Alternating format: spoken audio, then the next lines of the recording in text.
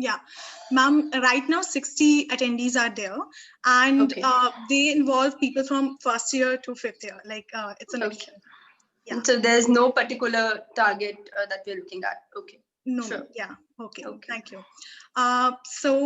Firstly, we wanted to start with if you were to describe your law school experience in few words, how would you describe that? I Why? think it was like a very unexpected journey. So, just to give you all a very brief background about me. So, my entrance into law school itself wasn't something which I had planned. So in my schooling years, I had medical with maths as my subject, and I actually wanted to pursue medicine. However, due to various reasons, I chose not to go for medicine and ended up pursuing law. So you can understand a person who just entered law school without having any such aim in my mind. So because I did not have any such aim in my mind also when I joined, so my experience in law school involved me trying my heart at almost everything. Okay. So that ways, if you even look at the kind of internships that I've done and the kind of extracurricular activities which I've done in university, they were all quite mixed. And of course, to add to that, I made a very good bunch of friends in the university, and the professors, at least during when I was there, I mean, some very good classes which I attended, which still continue to help me. And the way I was taught, of course, there are things which I think it's just there etched in my memory now. So I think you guys are pretty lucky to be studying here if you study in the right manner, if you use your resources properly, and I mean, if you be smart about your time in the university. Okay. So like if we were to ask, was there a particular moment, a year when you decided that okay, you are going to appear for the civil services examination? What were the factors that you took into consideration while coming to this decision? Okay, so like I told you, I was not really sure about how I wanted to go about it. It could be the corporate law, it could be anything for me. I remember, and the second panelist, Paramveer Singh. Yeah. So when I was in my third year, he had secured a rank. Yeah. Yeah. And that is when, in that particular year, two people of our college secured ranks, Ashoka Jain and Paramveer Singh. Yes. Yes. And so that is when I thought maybe I could do this. But Okay. it was in my third year, and that time Anoop was teaching us constantly, and it was pretty hectic for us. So I never really acted on that thought. Okay. And so I never really acted on that thought, and I thought maybe this could be done. That is the first time when this thought came, and it would have been really nice to have Paramveer sir here today. But one second, please, just Yeah. hold on.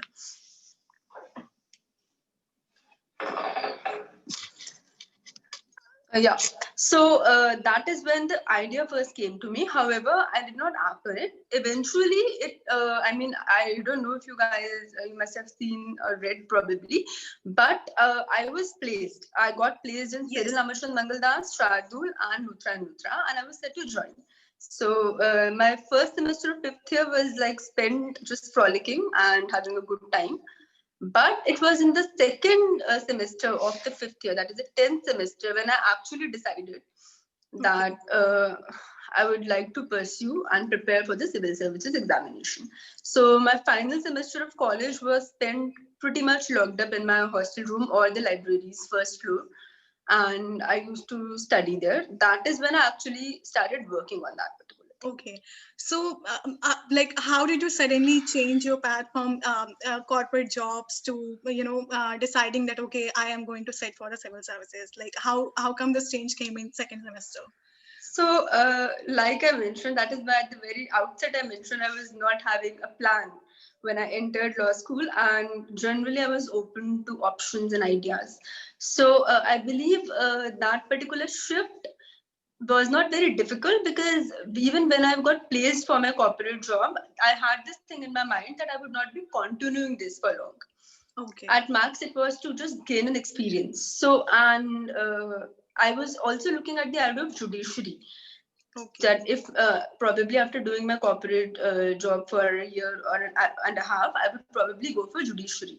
So then I dropped that idea, and I thought, let's just focus on civil services. And this was probably because the kind of news I was reading and the kind of exposure you get to have when you're in the university, knowing the kind of work civil servants can do.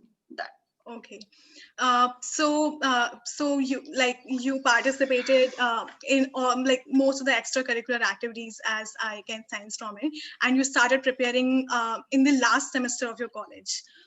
Was it hectic to start preparing in the very last semester and then appearing for the exam in the same year? Of course, it was pretty hectic, and I believe my roommates and my friends would give testimony on this. That after I decided, like February, March, April, May, June, till my final exam, of course, I would say I did not do a lot of things I should have done. Like unofficial farewells, I didn't Yeah. go. And I mean, now when I think about it, of course, it feels like probably I should have gone. But then again, to clear it in the first attempt, I mean, I really, because I was so new to this, I had not taken any coaching. There were many of people from college who used to take the metro every day and go to Rajendra Nagar for coaching, but I hadn't taken that. So, of course, I could feel the pressure on me to do it, and to clear prelims itself used to feel a very daunting task, because Yeah. it's that's where half of the people, or not even half, that's where majority of the people are eliminated. Yeah. So I mean, of course, it did involve a crucial change in my schedule, in my outings, in everything I used to do. But looking back, I think it It was was okay. worth it. It's a small price to pay. Let's just think of it that way. Okay. What would you suggest to other students if you were to advise that when should they ideally start preparing for the civil service examination if they have this clear idea that they want to appear for this exam? I think fourth year would be a very good time to begin. Okay. And also there are these continuous doubts because of the uncertainty of the exam. So there's this continuous doubt that will we clear it or not. So it comes with a lot of stress. How did you manage that stress? See, of course, it's very difficult, and the competition is too high. And of course, you should also bear in mind that while it might be your first attempt, there would be people who have done it earlier, who are Yes. giving again and again, and they have a higher chance of secure getting a rank than you do. And also, in addition to that, like my optional was low because I had no other option about it. But there are various other optionals which score way better than that. So there are various, and see, very frankly, I feel that almost every one of us comes from a place where there are some or the other insecurity, to call it, which we would feel vulnerable that probably this is my weak area. But I feel that if any one of you is serious about clearing this examination, a very crazy, almost wanton level of self confidence is required, and belief in yourself is required, because I feel there is no other way you could do it. If you have constantly negative thoughts coming over you that how will I do it, it gets difficult. So I think the first particular job you need to do, if you need to be in the right frame of mind, is to believe that you could do it if you work towards it. And of course, it's not to say that you just need to believe, you also need to act on that belief. And yeah. Yeah. And also, just one thing, in the current, there's one very, I mean, I realize it now, the kind of education we are receiving here in a law university kind of prepares us to read for long hours. I mean, at least, I don't know how it is now, but at least then we were reading full judgments, everything. Yeah. And you are already in the mood to, read more. And the kind of examinations that we write every semester, Yeah. it's a subjective type of examination which require you to express yourself. So that also trains you. You might not realize it now, but this is something I realized while attempting the mains examination, that I already had a knack for writing answers. A lot of people from engineering and other streams struggle in this particular aspect.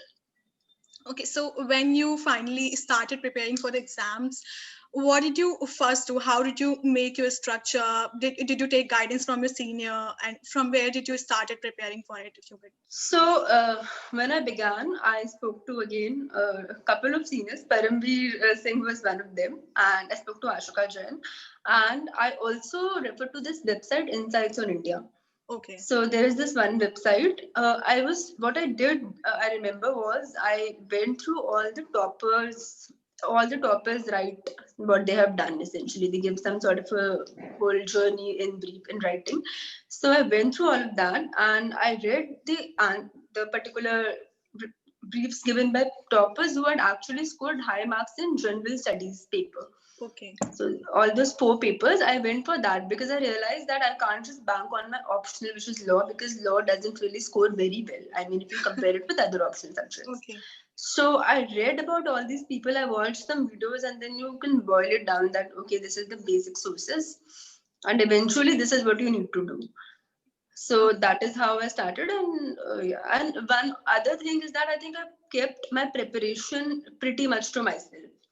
I mean, so I wasn't really discussing how I'm studying with any other co-aspirant, which I don't know if it's the right thing to do or not, but that's what worked for me. So it was only after my mains that I got in touch with a co-aspirant who was my batchmate in college, and then we studied together for the interview.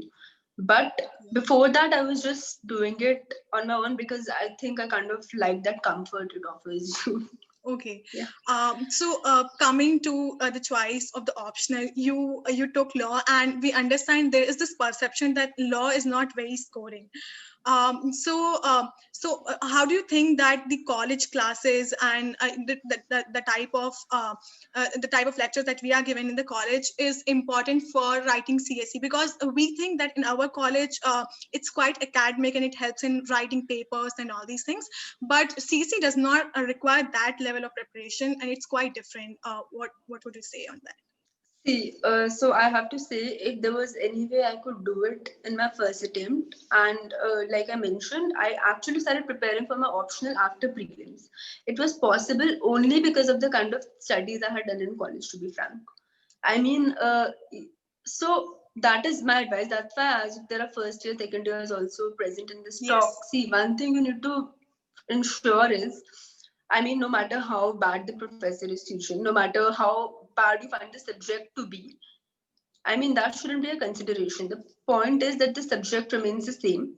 The books will remain the same. I mean, I did study from Ratan Lal, Dheeraj Lal for my CSC as well as I studied in college. Okay. And I mean, now back then I did not know that this would help me, but notes on CRPC, IPC, thoughts, all of these which I had prepared in my college. Okay. Second year, third year. So before examinations, you prepare some notes for yourself. Yeah. Or some class notes on very interesting subjects like constitutional law. I had got full class notes on it because that was international law. These are subjects which I used to really like in college, and I had my own notes for these subjects then. And by chance, I had them all saved. So those notes helped me so much because when you read something in your own handwriting, no matter how much of a time after you've written them, you read it, but it will make sense to you. So I think, of course, there are certain things that the college definitely focuses on academic research and higher issues. But trust me, it will help you. It will help you for your CSC as well. The papers, etc., might not directly help you, but one thing you need to know is that it will actually increase your knowledge. I mean, if you look at subjects like IPR, intellectual property rights, the kind of clarity, the kind of understanding that you would have, even if you've written a paper on, let's say, trademark or anything, you would still know better than the other person. And that does have a value. I mean, it does. If you can just even give a passing reference to these things in your answers, it will help. Oh, okay.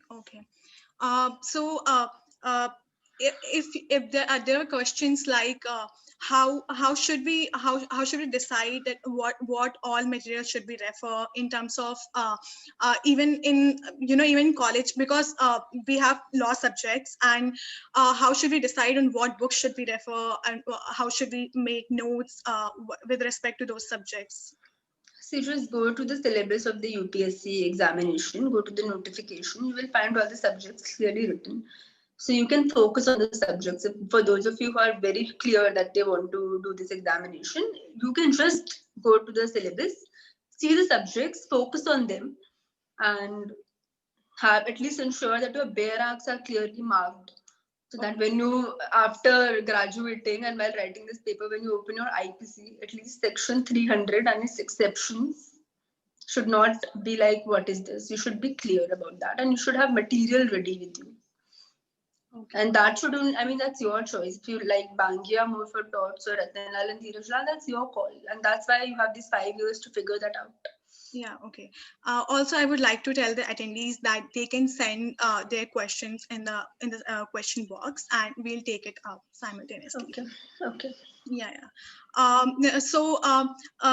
Now after clearing the exam and being on the executive side, can you please shed some light on the profile of the work that you get once you're inducted into civil services, and how challenging is to be on the executive side Yeah. when you have critically analyzed all the laws and from the rights-based perspective, and now you have to implement it.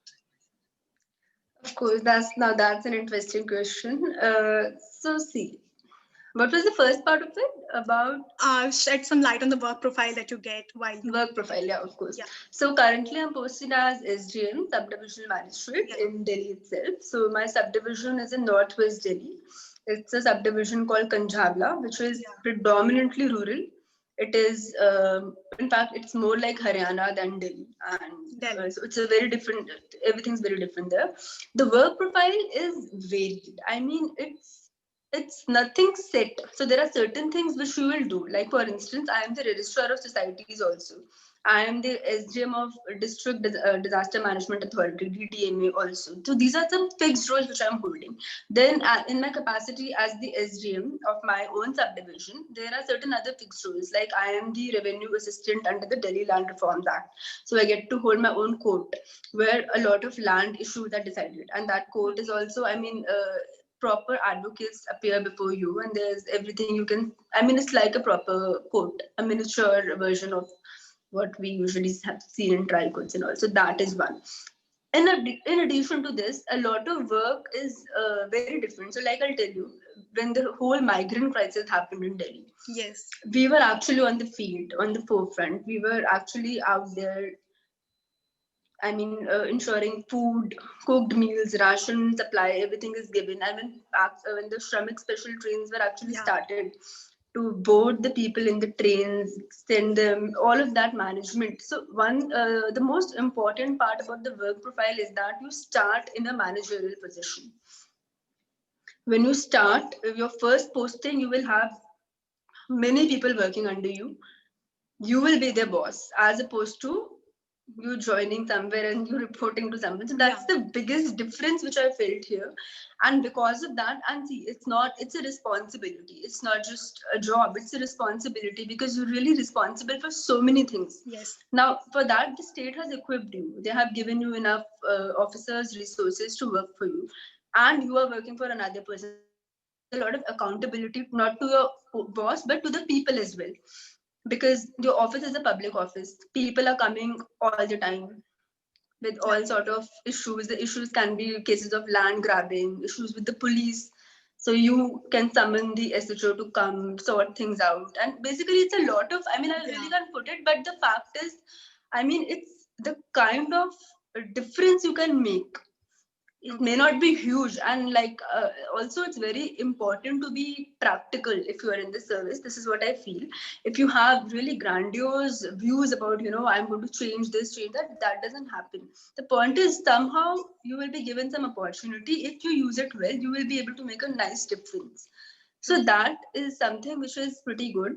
And now even COVID management, everything I'm looking at for my own subdivision. So that was, it's pretty diverse, and depending on what the flavor of the season is, our work profile will change. Okay. Would you like to share one of your most enriching experience being the SGM and working during the pandemic? I think it has to be the migrant crisis. I mean, nothing can, I mean, the kind of things I have seen, the kind of conversations, because when you're in the field, you are actually talking to people and listening to them, everything. I mean, that has to be the most moving, and it was something. I mean, I really cannot start talking about all that happened, but of course, to be in that position and to realize that how much of somehow that people were really suffering during that time, and then you were given this opportunity to It's Wow. just that utilitarian principle that, to increase to maximize the happiness for these bunch of people in front of you, and how can you do it with the limited resources that you have? Yeah. So Okay. that, I think that would be it. Okay. So for the questions that we're giving, yeah, one of the questions that also came were, how important are internships if you're very clear about your CSC target? What advice would you give to the aspirants? See, my advice would be totally go for internships.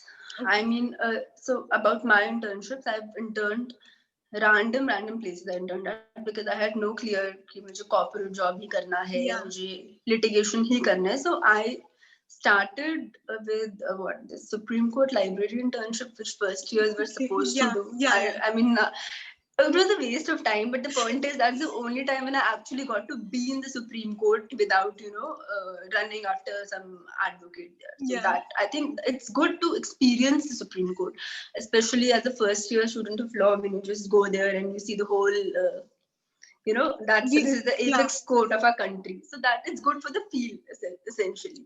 Yeah. Apart from that, I worked with HRLN, Oh, yeah. Human Rights Law Network. That was an amazing internship, and I would totally recommend it to anyone who wants to do it. I have also interned with PRS PRS. Yes. Policy Yeah. Research. Then I have interned with Delhi Luthra High and Court Luthra. judge. Yeah. Yeah. Yeah. I interned with Justice Rabindra Bhatt, Yeah. and that was a wonderful experience too, because he asked us to write a judgment and all, and that was eventually published without changes. The one I had Okay. helped him draft. So I mean, it's very good. Then I have interned with litigation. I have interned with Luthra, and I did it with Suri. Okay. And then I worked with one trial court advocate in Rohini courts. Okay. Then the proper, I would say, corporate internship I did was in Cyril Amarchand Mangaldas, Mumbai. Okay. So, if a student is starting from fourth year, would you still advise that even in the fourth or fifth year, when there's this? No. Of course, see, if that is what, if you are pretty clear about doing only the civil services, Yeah. then I think after the placement season is done, you can not do the internships. Okay.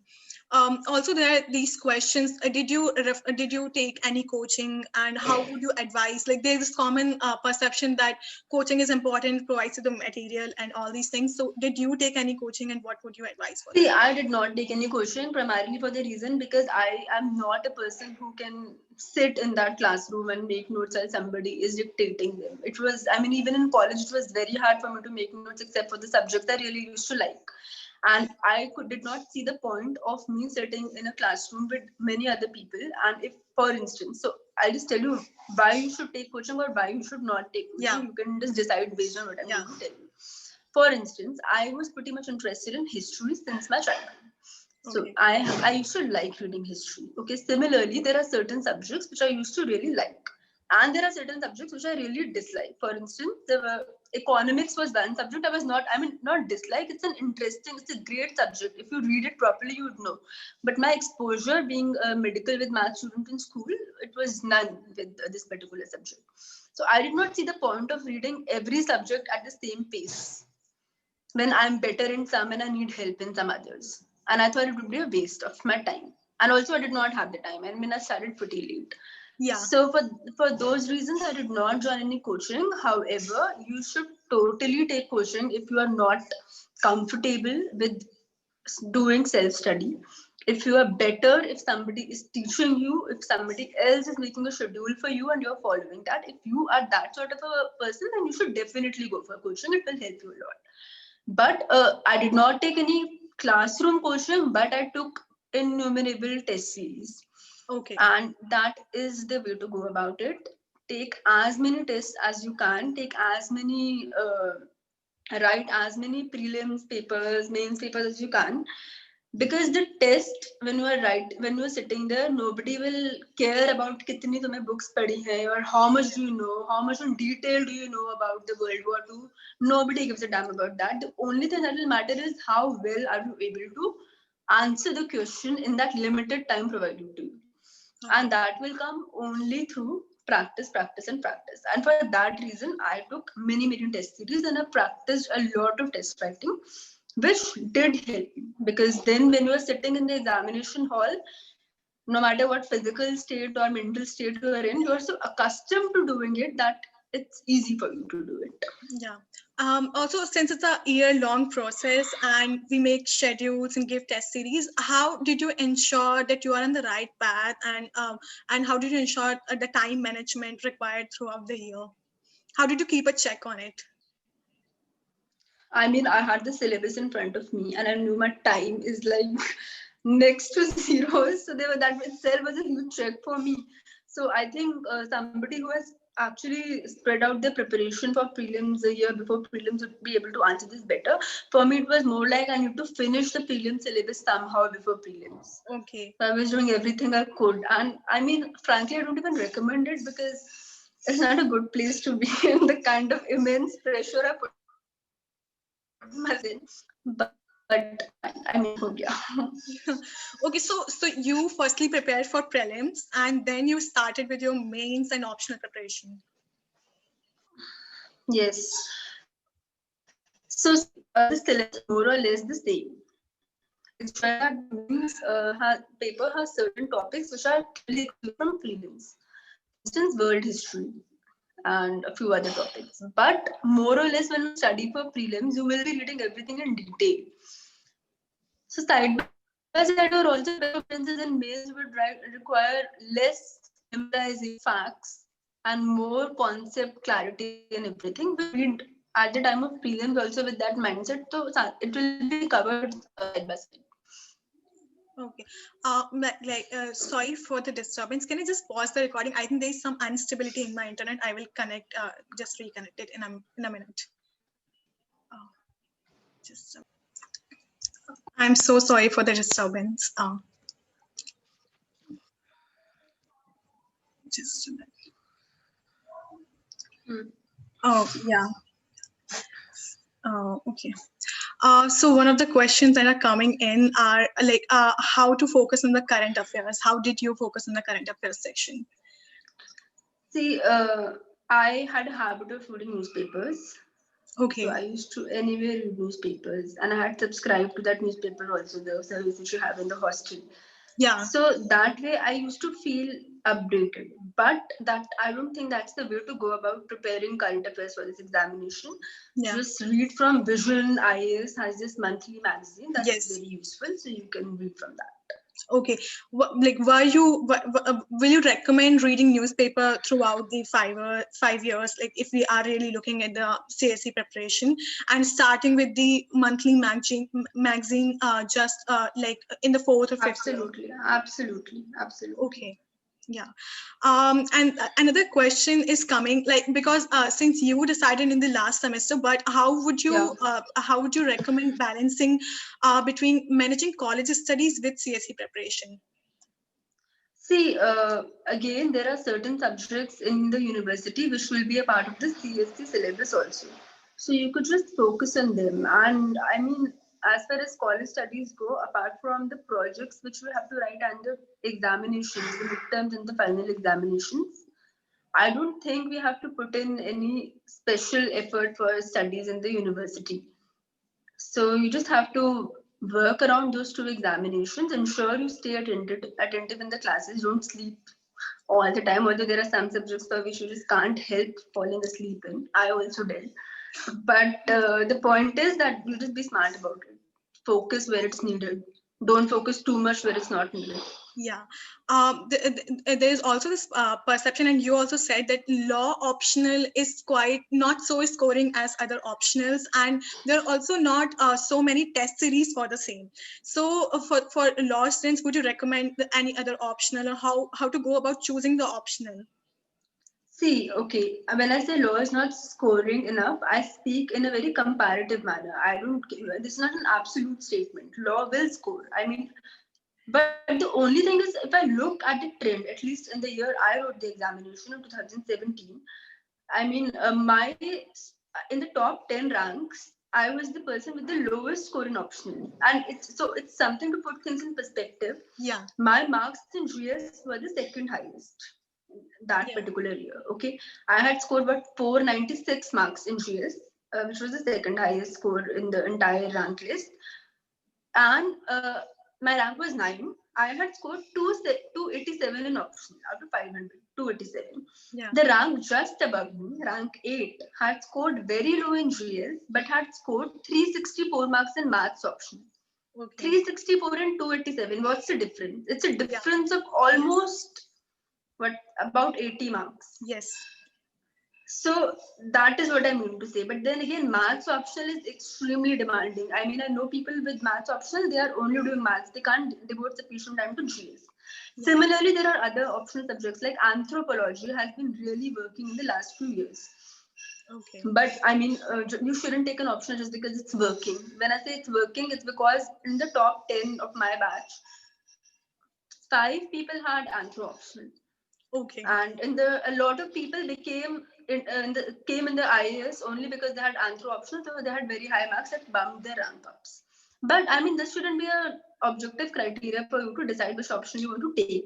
The best bet for us law people, see, the fact is we are in National Law University Delhi. We are not in random university, Yes. right? So you do have the resources to do well and study law. The paper of law is all about expressing in showing that your concepts are pretty clear. So you have the resources for that. So I think to go with law would be very good, because otherwise you would be spending too much time focusing and figuring out your optional. So why not take an optional you're very much comfortable in? But when I mean to say law doesn't score well, it's just to give a perspective that there are some people who can do well because of the optional marks, like optional like commerce, accountancy, and all. Yeah. They do well. But with law, the thing is you can easily do a GS, and because you already have had the experience of law, so you'll be able to manage them without freaking out too much. Okay. And which test series did you take for law optional? So there's this Ambition Law Institute. Yeah. I took their test series. Okay. And when will you recommend taking the test series? It's like, should we start taking the test series in 4th year, or should we start in 5th year? Not in the 4th year. In the 4th year, you finish your syllabus. Yeah. Start writing your tests in the 5th year. Okay. I joined it after prelims. Okay. Also, there's this question on how to go about essay preparation. So if you could just shed some light. I mean, essay preparation would be very genuine in its nature, but do join a test series again. I did. I joined Vision's test series and write as many essays as you could. Okay, so one thing which I found was because of the all legal education I'd had, I was not being very emotive in my essays. My essays were coming out like a research paper, like absolutely bland, devoid of all emotion. Because of the habit that we are in. Of the habit of like, and also like very frankly, this is what I feel now. A lot of things we write in our research papers, the way of writing, at times we write superfluous words. Yeah. They are just words to give like extra weight to a sentence. They carry zero meaning. Yes. Don't do that. I mean, that sort of don't add words to make it look flowery if it's not denoting any meaning, if it's not conveying any meaning. So one thing which I did was, after I wrote my first essay or something, I was feeling pretty elated. I have mentioned the data, everything is great. This is a great essay. Now I just told my mother to read it. I told her, please read this. I think it's a great essay. And she was like, this is the worst piece of writing I've read for an essay. So I asked her why. She said, like, there is no emotion. This feels so mechanical. So I think one thing we all should do is make some non-law person read your essays. That was a big learning for me. So after that, I used to have my mother read my essays. I was at home then. I had shifted after my college got over. I was at home. So that did help me. So just ensure that you write with emotions and you emote in your essays. Facts plus some sort of, touch of personal touch in your essay. So there's this question of how did extracurricular activities prepared you for the interview period? So did they really help for the interview, or what type of activities helped you? Okay, so it will help you because when you are filling up your detailed application form, so there you have to mention what extracurricular activities you have done. So you could take up extracurricular activities if you're good at sports. You can participate in the sporting events, the fests that keep on happening. If If you have any other, so we have what negotiation. I had gone for also negotiation round, so I Yeah. had mentioned that, and I had also done tried my hand at mooting actually. So that, but it was what HNLU moot I had done way back in my second year, third semester. That was all. After that, I did not pursue mooting. So I had mentioned all of that in my resume. Yeah. How like I mean, how easy was it to take the interview? Because if I read even Paramveer sir's interview, you and all, so you all have said that interview was one of the easiest stage for you all because of the law school preparation. How would you answer that? I don't share that view. Interview may appear to be easy, but Okay. actually it's one of the most random things. I mean, so in my interview, I had a whole rapid fire round on criminal law. Oh, So yeah. they asked me to, and also, so all the CRPC is not a part of the syllabus. They asked me Yeah. questions on CRPC and also from Indian Evidence Act about dying Okay. declaration and all. So my point is anything can happen in the interview. So that way, of course, it appears to be the most easiest bit, but actually you need to work hard for the interview also to be abreast of all the developments, not just of the current affairs, but also your own subject, your own background. That's the thing. Okay. So what will be the three things that you would suggest that really work for you, and you would suggest students to start early in the law school doing the same? For civil services Yeah, for preparation, civil services. Yeah. Uh, I think first would be attentive in your lectures, especially for the subjects that are a part of the CSE syllabus in law. Second would be to like this. Okay, so just for my own clarity, you are NLUD engaged. This was earlier the PLPTEG, the Public Law and Policy Yeah, you Discussion can Group. That say sort of successor. Yeah. so I mean, is the does the PLPTG still exist? No. Now the NLUD It's engage, I guess. engaged. Okay. So, I mean, one thing you all could do is to attend these talks because I was reading the mail that you sent to me. So, you have had conversations with very eminent speakers. So, Yes. that does help. I mean, always remember that the particular resources you have by being a student of this university are immense. The kind of opportunities that you have to go for all these competitions, international, national, it's immense. And even though it doesn't really feel like it is directly helping you in the examination, indirectly it will, because it will help you grow your personality, grow up as a person. Okay. Because we enter the university as what, 17 years old, Yeah. and back, I mean, that's the whole, we grow up essentially in the Yeah. university. So why not take in something of everything in this experience rather than being okay? I mean, I understand there would be people who are very much certain about this is what they want to do, but definitely don't miss out on the opportunities that the university provides, Yeah. especially in the first 3-4 years. Yeah. That and yeah. Yeah, and are there things that you would do differently if, when you look back at your preparation stage?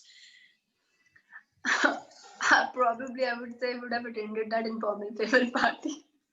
But apart from that, there's nothing as such. I think things went pretty well, and I think there's no such thing I think I would have done differently other than could have started preparing earlier.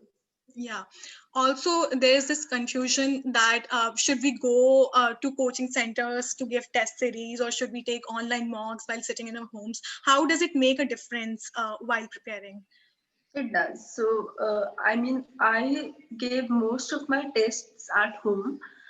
So, I am a resident of Delhi. Every Yeah. once a while, I used to go to Rajendra Nagar just to get Okay. like the whole. When you go there, when you see the kind of people preparing for the examination, you know the kind of competition that there is. And also, if you sit there in the examination hall and write the exam, it does make a difference. Okay. Uh, So and you could go. I'm not saying go every time, but you can go once in a while. Okay.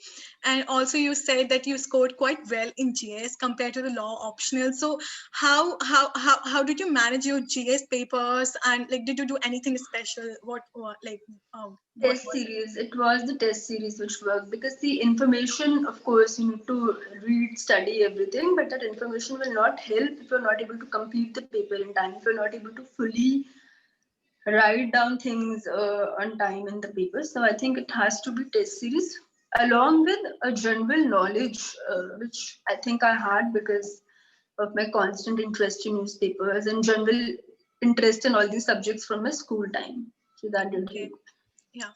And also I can again see the question coming in, that how did you manage the stress? And there are also questions like, if you have not cleared the exam in the very first attempt, how many risk would you have taken, and how to decide that?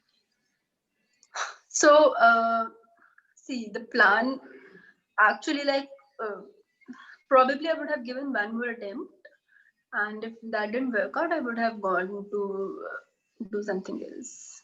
Okay. And how to manage that stress, being in a law school, when you see that, okay, your classmates are getting jobs, and and you are just toiling through the subjects and hours of studies. So how to manage that stress and the uncertainty? See, okay, so two things for that. One, have a great time in college when you can. So, like for those who are still in the first few years, I mean, make memories that when during that time you don't get that fear of missing out, because you know that you have done all that earlier, so you had like a good college time, so you have something to look back to. Okay, so Okay. that is one thing which did help me, because I mean, for those February to June, I think I missed out on quite a lot during that time, but it was possible because I had a pretty good time in college before that. So that is one thing. The second, about stress, always have someone you can confide in. It could be a roommate or friend or boyfriend or girlfriend, whatever it is, but have someone who can really understand you, support you, and that is important. And thirdly, see, this exam does get very stressful, but always remember what lies after, beyond it, what lies if you clear it.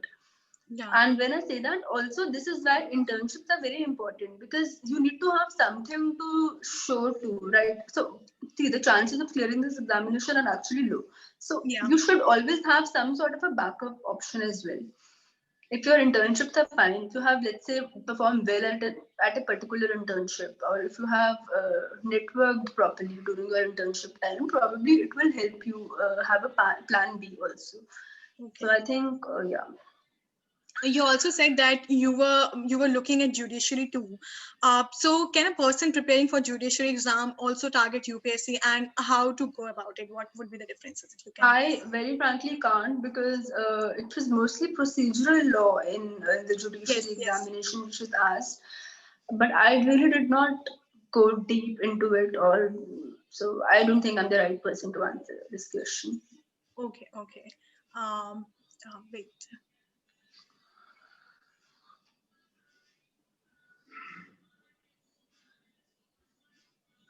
Yeah. Also, there's this question that what should be the ideal stage when we should start practicing answer writing questions, practice answer writing and essay preparation. Like, you cleared prelims. Did you started writing answers, practicing answer writing and essay practices before it, and or just after clearing the prelims? And what would you advise? Your After time. prelims, see, I had less time, so I did it after prelims. The 2-3 months before prelims should be dedicated for prelims, because there's no point of any essay writing or mains answer writing if you fail to clear the prelims itself. Yeah. And if you look at the kind of questions they ask in the prelims, it's actually pretty unpredictable. So 2 to 3 months before the prelims, give for prelims. If you are starting before it, then you can definitely do answer writing. And instead of joining a test series, you can just go to all these websites and sites, IS, Baba, and all, and you just do daily answer writing from them. Yeah. So you can Oh, just get a hang of it. okay. Also, there is this question: how to add some extra brownies to your answers? Did you do something special there? Sorry, could you repeat it? How to add some extra brownie points to your answers that we add? Like, did you do Yeah. something So special? Examples, smart examples, using smart words. So I think the easiest way to put it is that you write your answer in a way which not only shows your own intelligence but also gives the examiner the feeling that you know that they are intelligent too. So, for instance, if you have to give an example, if you write it in a very short, to the point, intelligent manner, in the way that you know the examiner knows, as opposed to you explaining the whole thing. And I'm talking only about particular example. If you over explain, then you're actually wasting words and sentences. It's all about giving great examples and particular answers, make it as diverse and as many aspects to the questions, to the question that they have asked, as many aspects to the answer, everything discuss that. So I think that's the only way, but practice, I mean, there is no other way. Practice, practice, practice. Yeah. So there's this question that was there any particular area where you struggled during your preparation days in the syllabus or in some paper, and if yes, then how did you tackle it? It was economics for me, especially for the prelims. So in the prelims, so we have economics subject in our university as well. And it's quite sad that despite reading that subject for 2 semesters, I still, I mean, I also have no qualms about admitting this, but yeah, I mean, that wasn't my strong point, unfortunately, because when I actually, so that I was quite daunted by it because in the exam prelims, they will ask you a lot of such questions which assume a higher understanding of the subject and you just have to answer. So that was my weak point. And for that, I watched a lot of videos. I purchased books only on the subject. I read them, I cleared my doubts. And I reached a situation where from reading, from totally skipping any opinion page or any opinion article or any article on this topic, I could actually read those articles and make full sense of them. So, I mean, that's the thing. You can really do it yourself. You can understand the topic. So, just any topic you feel that this is really different or difficult for me, then just read more about it. And there are so many videos, there are so many platforms where people have actually explained everything catered to the demand of this examination. So, there is this Lunal.com. Yeah. That person is very good with economics. So, that helped me a lot. Some people prefer Unacademy. I myself did not. But I mean, there is so much content tailored for this examination online. So if there is any such thing, you can just like you have to work hard because you can't just go on the assumption that they will not ask you this in the paper. Yeah. So there is this question with respect to law optional. So given that the syllabus is not limited, how do we go about getting a clear outlook on legal positions on issues with sometimes contradictory positions taken by different benches? The questions asked are obviously not direct application based. So in such a scenario, so how to go about answering them? See, that will be the same thing which you do in your university. And over there, they have. So, the thing about the UPSC examination is that you will be given a limited space to answer your questions. In the optional, there is not. So, in the optional, there will be no limited space. You can write as much as you can, but there is still a limited word limit which there is. So, I think you just go through previous year papers of law once and you will realize that many questions are like this. And if there are, then I mean, the same thing which we are doing in the university. If there are contradicting opinions, then give it a brief mention that although this is the position, this was also held by another bench, this was also held. And then finally, this is the thing I'm trying to arrive at. It's about mentioning all the things, but not emphasizing on everything in the same amount or in the same manner. Okay. There is a question about how did you go about your ethics preparation specifically, because there are not very much resources available and there are no clear-cut answers for that preparation. So if you could so read a few books. There is one, Difficulty of Being Good.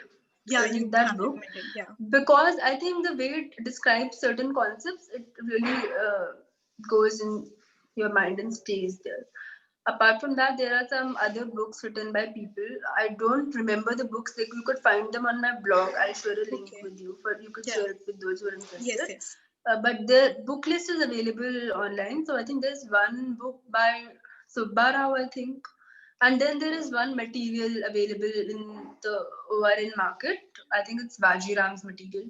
Okay. So more or less it's that, and then you Google okay. So Justice, the book by Michael Sandel, will help you a lot for ethics.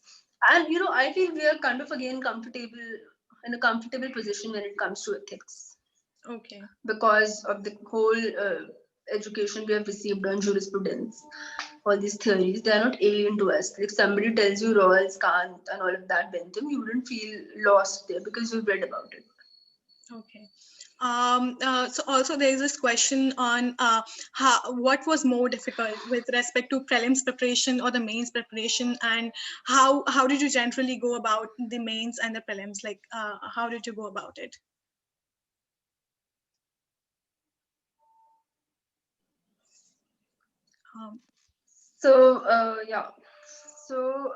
I think about prelims I found more difficult than main, precisely because of the whole unpredictability of it. And again, in prelims, you realize there's something called the elimination method and smart guesses, and that will give you some solace. And I think mains, I think I've sufficiently answered this question before also about mains. Yeah, so. Okay. So that pretty much answers all the questions, and we are at the end of the session. So before going, like, is there any advice that you would like to add on to what you have already said so far?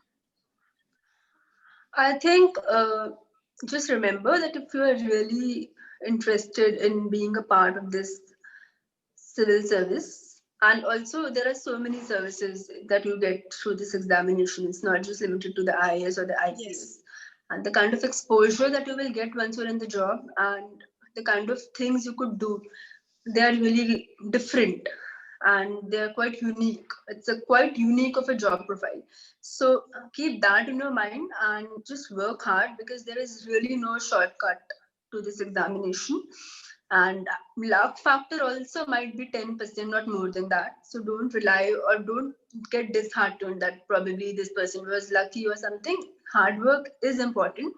And it's not just the hard work that you will do specifically for this examination. It could be hard work that you have done sometime prior, reading about something somewhere. Just be alert, go have some curiosity, especially for those in the younger batches, and make the most out of your university time, because that will actually help a lot to your personality growth, which actually will help you in the real world. Okay, thank you so much for taking your time, and these were really valuable insights, and I hope we all learned something from this. Thank you so much. Thank you for having me, and I wish you all the very best. Thank you. Thank you.